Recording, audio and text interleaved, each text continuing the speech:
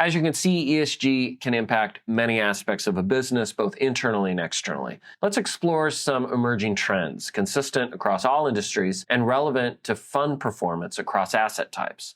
Climate change strategy. Investors across industries are demanding greater action, greater disclosure, and more investment in managing the impending risks of climate change. Increased attention to the S&G. Although climate has been deemed the existential crisis of our time, and in turn an existential crisis to corporations, social and governance issues such as employee welfare and diversity, equity, inclusion, and social justice all are increasingly becoming material. For example, South Africa's biggest retailers stopped selling an American hair product brand due to perceptions of racist marketing and advertising. Transparency and disclosure. Stakeholders across the board, ranging from investors to consumers, are demanding greater transparency and disclosure on product labeling, operations, sourcing, employee demographics, and etc. Analysts are specifically looking for greater detail on the company's ESG strategy, oversight protocols, the quality of their data, and their KPIs and associated metrics. Long-term ownership mindset.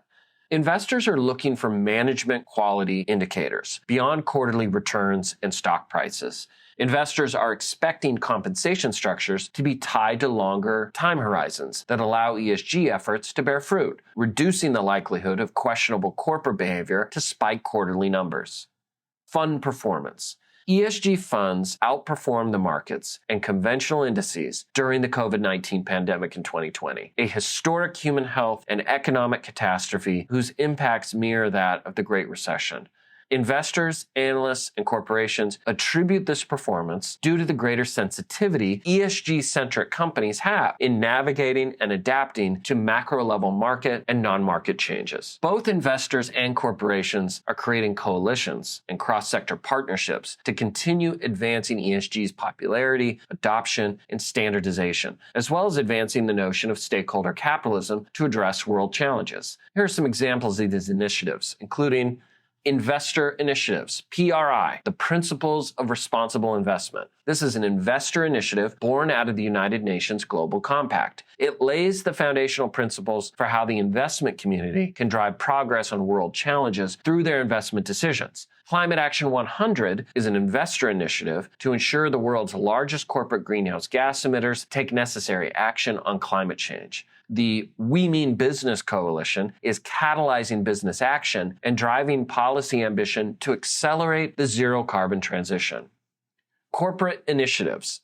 RE100 is a global initiative bringing together the world's most influential businesses committed to 100% renewable electricity. The United Nations Global Compact is a voluntary initiative based on CEO commitments to implement universal sustainability principles and to undertake partnerships in support of UN goals.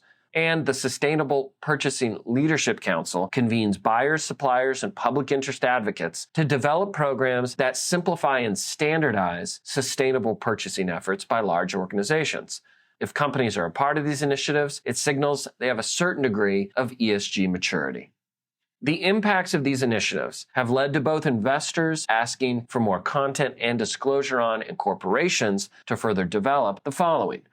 Corporate purpose. Viewed as a key contributor to the human aspects of competitive advantage, a company's purpose, beyond profits, is important for corporations to develop and for investors to understand the thinking behind. It's this purpose that will provide insight into corporate behavior, decision-making, and long-term resilience. Scenario planning for the 2-degree temperature rise. Climate scientists have determined climate catastrophe is inevitable if global temperatures rise above 2 degrees. Companies are now expected to and are working on scenario planning if and or when that happens. Detailed disclosure on navigating physical, transition, and market labor risks are becoming boardroom priorities.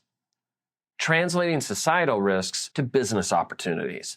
Ultimately, investors and corporations alike recognize the vast amount of ESG-related risks and world challenges. Both investors and corporations are looking to challenges like natural resource scarcity and economic inequities as opportunities to launch new ventures that address the challenge through profitable, market-based solutions. Now that we've done a deep dive into ESG 101, it's your turn to apply theory to practice with a final case study exercise. This course has covered the essential basics of ESG, environmental, social, and governance, about managing risks while capitalizing on opportunities inside of a company's operations.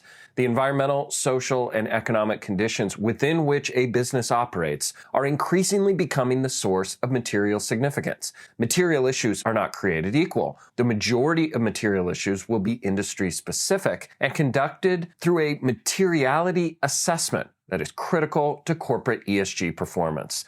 Material information is how companies are evaluated. Today, external stakeholder pressures are raising the bar on ESG performance expectations. Stakeholder engagement is key to ensuring alignment across all parties, all of whom can directly influence a company's success.